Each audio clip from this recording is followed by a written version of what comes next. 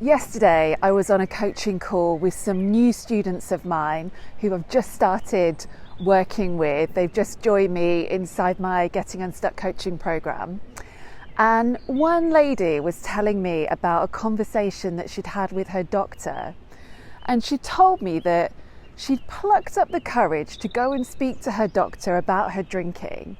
And she'd admitted to her GP that nearly every night she was stopping by the supermarket, picking up a bottle of wine on the way home, and then drinking it all. And this is what her doctor said to her. They said, well, just don't buy the wine. Don't go to the supermarket, just drive straight home instead. If you don't buy the wine, then you haven't got it there to drink. That is genuinely all the advice her doctor had for her. And we had a good laugh about it because, honestly, what a silly, patronising suggestion that is, to imply that that's all you need to do. Just don't go to the supermarket, don't buy the wine, and that will solve the problem. And this got me thinking about how much unhelpful advice there is out there. I see it everywhere. And I'm talking about tips like, don't keep alcohol in the house, keep yourself busy at wine o'clock, don't spend time with people who are drinking, volunteer to be the designated driver. These so-called tips, they're not wrong exactly, but on their own, they are simplistic.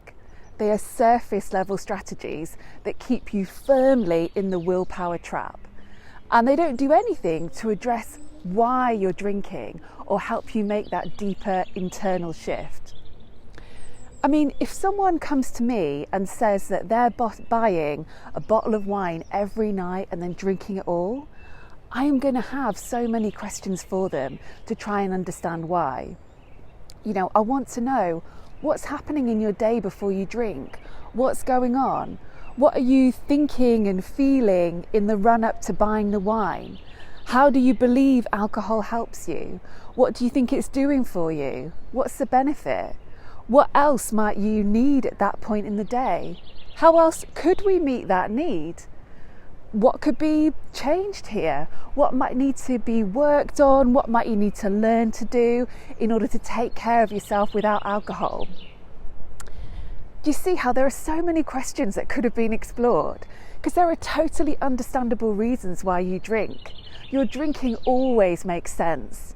And if you want to change your drinking, you've got to unpack what's really going on first of all and look at it all with a bit of compassion. So telling someone to just not buy the wine, just don't keep alcohol in the house, it's a bit like trying to paint over a mouldy wall. So it might make a brief difference, but unless you treat what's going on inside, the mould will reappear and so will the drinking. So I wanted to talk about this today in case you've been trying to quit drinking using nothing but these paper-thin strategies. Because what really struck me about this doctor in particular telling my client to just not buy the wine is that there you have a medical professional, someone in a position of authority, giving advice that isn't going to work. And that compounds that feeling of, oh my God, what's wrong with me? This is my fault. I'm not getting this. Whereas what I'm trying to show you is actually you're fine, but you are being set up to fail here through poor advice.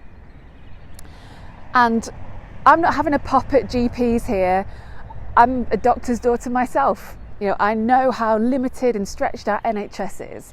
And when you only have a 10-minute appointment and a waiting room full of patients, of course there isn't going to be time to talk about this stuff. But I mention it because it's on you to remember that. And nowadays you have to empower yourself to go and get that help and support that works for you, that's going to create lasting change.